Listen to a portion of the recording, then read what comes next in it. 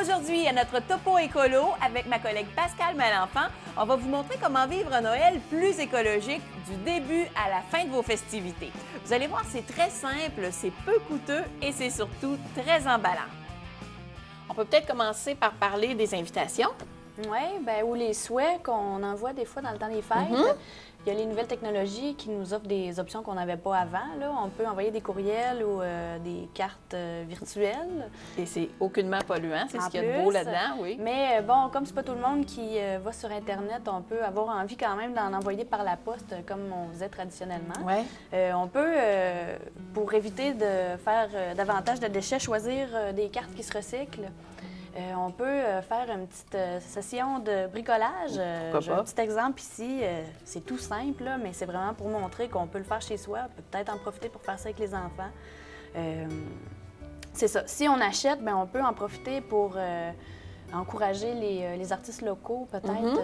Est-ce qu'on prend un arbre naturel ou un arbre artificiel? C'est quoi la bonne réponse là-dedans? Qu'est-ce qui est le mieux écologiquement? En fait, tout dépend de comment on fait notre choix. C'est bien d'opter pour un arbre naturel lorsqu'on choisit un arbre qui a été élevé pour ça. Il y a des cultures d'arbres de Noël. En fait, on peut se renseigner, voir si il n'a pas utilisé trop de pesticides pour faire pousser cet arbre-là. Mais bon, on aime ça. L'arbre naturel, ça sent bon. Puis en plus, on peut en faire quelque chose après. On peut le composter. On peut le composter, en faire du paillis, par exemple. Puis c'est mieux de participer à la collecte d'arbres de Noël de la municipalité qui a lieu après le temps des fêtes, là. Pour ce qui est de l'arbre synthétique, si vous en avez déjà un, jetez-le pas. Gardez-le le plus longtemps possible. Ça va justifier le fait d'avoir utilisé des ressources naturelles pour fabriquer cet arbre-là. Il y a les lumières aussi, il faut en parler parce que ça demande quand même beaucoup d'énergie dans le temps des fêtes, ça. Hein? Oui, il y a surutilisation de lumière dans le temps des fêtes. Ça fait partie de la magie. Bon, si vous en avez, utilisez-les jusqu'à temps qu'elles soient plus bonnes, mais quand c'est le temps d'en acheter d'autres, on opte pour des lumières qui sont à faible utilisation d'énergie. Il y en a pour l'extérieur, l'intérieur, il y en a de toutes sortes, là. Donc, c'est ces lumières-là qu'on doit choisir. Et il y a aussi la minuterie, qui est vraiment une bonne option là, pour que nos lumières qui sont à l'extérieur s'éteignent le jour, s'éteignent peut-être à l'aube ou même à minuit. Bref, on réduit l'utilisation d'énergie, la consommation d'énergie. Et au moins les fermer, les lumières, quand on n'est pas là. Oui. Un autre bon truc. Il y a beaucoup d'éléments de décoration dans notre décor aujourd'hui qui ont été faits à la main. C'est ce qu'il y a de beau aussi, entre autres la couronne qui a été faite avec du tissu. Oui, il y a plein de belles choses qu'on peut faire soi-même quand on a le temps, quand on a le goût.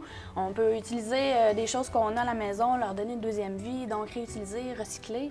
On peut donc acheter nos décorations, ça c'est sûr, mais la pire chose qu'on peut faire dans le temps des fêtes, je pense, c'est d'acheter un gros lot de décorations à usage unique, là, pas trop cher, qu'on va jeter après le temps des fêtes de toute façon. C'est vraiment la pire chose, là. On augmente notre quantité de déchets de manière phénoménale quand on fait ça. Donc, on achète un peu moins de décorations, on achète un petit peu à chaque année, de qualité, des choses qui vont être durables, qu'on va aimer davantage aussi peut-être. Sous l'arbre, il y a les cadeaux. On peut peut-être parler ici de ce qu'on voit, le contenu et le contenant. Oui, donc Noël, grosse période de surconsommation. On achète. Donc, c'est le temps de se positionner comme consommateur responsable. On se demande si on peut réduire notre consommation, donc acheter mieux et moins. Des fois, 2 cadeaux, ça peut être suffisant plutôt que 28. Quantité, on peut parler plus de qualité plutôt que de quantité. Là, absolument. Hein? Et là, il y a plein de beaux emballages oui, aussi. Pour ce qui est des emballages, d'abord, on réduit les emballages. Tout ce qui se fait à peu près pour emballer les cadeaux, ça se recycle pas.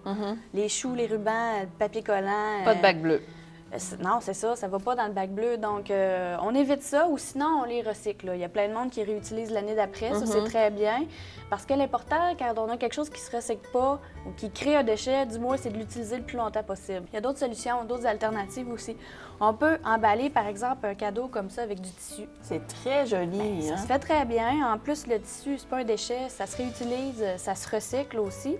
Il y a des endroits où on peut aller porter le textile, comme les éco-centres, les lieux de dépôt, comme ça. Donc, ça fait très bien. On peut même faire du réemploi, là, utiliser des choses qu'on a chez nous, utiliser notre imagination, puis faire notre propre contenant maison.